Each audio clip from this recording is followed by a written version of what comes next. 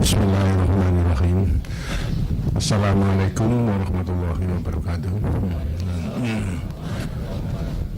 Saudara-saudara, Bapak dan Ibu-Ibu sekalian, pertama-tama kesempatan ini ingin saya gunakan untuk menyertai saudara-saudara semua, memanjatkan puji syukur kehadirat Tuhan Yang Maha Kuasa karena rahmat-Nya pada hari ini kita bersama-sama dapat menyaksikan satu upacara peringatan dan juga bahkan menggiatkan daripada usaha-usaha penghijauan dan konservasi alam, dan juga melakukan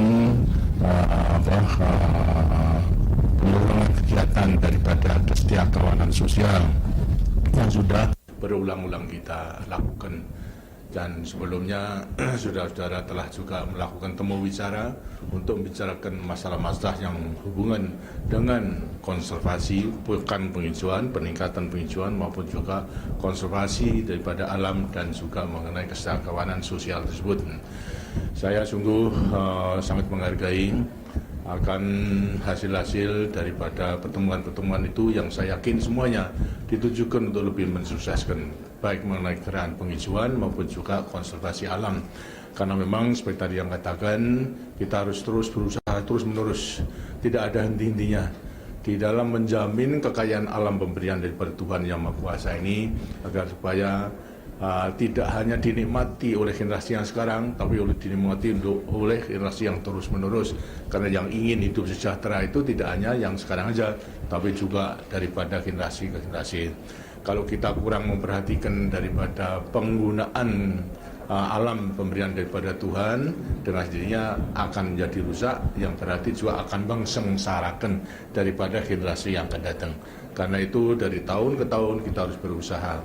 Pada prinsipnya adalah kita membangun tanpa merusak, membangun agar supaya terus membangun, terus terjamin kesinambungan.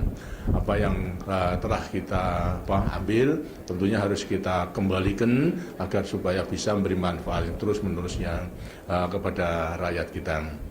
Untuk itulah hutan yang telah kita miliki, kita telah eksploitir, dan ternyata juga memberikan kekayaan atau kemampuan kita untuk melakukan pembangunan, tapi juga ternyata bahwasanya hutan kita itu tidak diharapkan juga tidak hanya kepentingan kita, tapi bangsa di dunia itu juga mengharapkan agar supaya hutan tropis yang dinilai menjadi paru-paru dunia itu tetap memberikan manfaat yang besar kepada bangsa-bangsa di dunia. Karena ini tanggung jawab kita.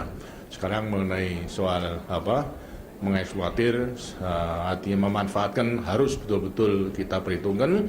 Bahkan kalau kita menggunakan nanti yang menebang satu, hendaknya supaya tumbuh 2, 3, 4 sampai seterusnya, sehingga demikian seolah-olah tidak akan kurang daripada hutan kita. Nah, ini tentunya akan sangat memberikan kebahagiaan bagi rakyat kita yang akan datang. Apalagi juga alam, kalau ternyata daripada hutan itu kita rusak, alamnya juga akan menjadi rusak, menjadi gersang, tidak akan manfaat, yang berarti juga akan mesengsarakan. Karena itu usaha-usaha kita harus kita lakukan. Sekarang ini memang kita prihatin dengan pembangunan yang makin meningkat, lahan-lahan yang subur diambil untuk industri, untuk perumahan, makalah kita harus menambah dengan usaha-usaha ekstensifikasi di Kalimantan ini. Kita mulai Kalimantan Tengah, kita membuka 1 juta hektar gambut, itu dengan teknologi kita masuk ke situ, agar supaya nanti gambut yang luasnya ada berjuta-juta itu akhirnya juga bisa kita manfaatkan sebaik-baiknya. Sekali lagi bahasanya kita masalah gambut, kekayaan alam bukan merusak, tapi justru untuk mengadakan perbaikan-perbaikan. Dengan teknologi yang kita kuasai, gambut yang tadinya tidak ada artinya, arti lahan gambut hanya air saja, akhirnya akan menjadi lahan yang subur, bisa memberi manfaat yang besar. Begitu pula daripada pemberantasan daripada kemiskinan, kebodohan dan sebagainya. Tujuan kita untuk meningkatkan kesejahteraan daripada rakyat dan memerangi kemiskinan, memerangi kebodohan dan kemelaratan. Dan ini tentunya juga kita berdasarkan trilogi pembangunan, stabilitas nasional, pertumbuhan, pemerataan pembangunan, kita terus-menerus berusaha untuk mengatasi kebodohan dan kemiskinan dalam tidak hanya pertumbuhan saja, tapi juga sekaligus pemerataannya menuju pada keadilan. Dan ini semuanya hanya bisa dilakukan dengan gotong royong, kesetiakawanan daripada satu dengan lain. Kenapa tanggal 20 Desember itu kita jadikan daripada Hari Kesetiakawanan Sosial? Karena memang ada satu peristiwa yang luar biasa pada waktu itu. Ialah pada tahun 48 di mana Belanda menyerang pada kita tanggal 19, kita tidak punya apa-apa. Belanda memperhitungkan kalau kita terus salah menyerah pada waktu. Tapi justru tidak punya apa-apa itu bangkit daripada rakyat yang pada bulan Desember umumnya di Jawa itu peceklik, makan kurang.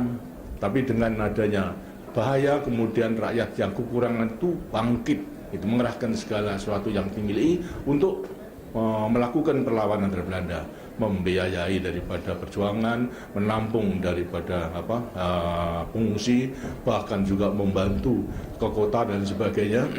Sedangkan rakyat sendiri adalah kekurangan.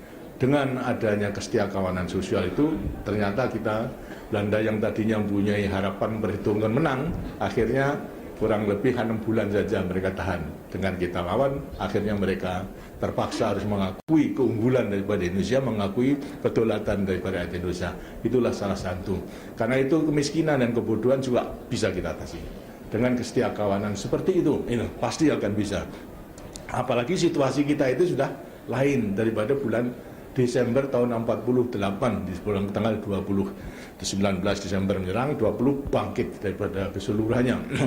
Dan saya sendiri merasakan sebagai pimpinan daripada pertemuan Jogja pada waktu itu betul-betul merasakan tentara tidak punya logistik, tidak punya apa-apa. Yang punya hanya peluru saja sama garam, lain tidak punya apa.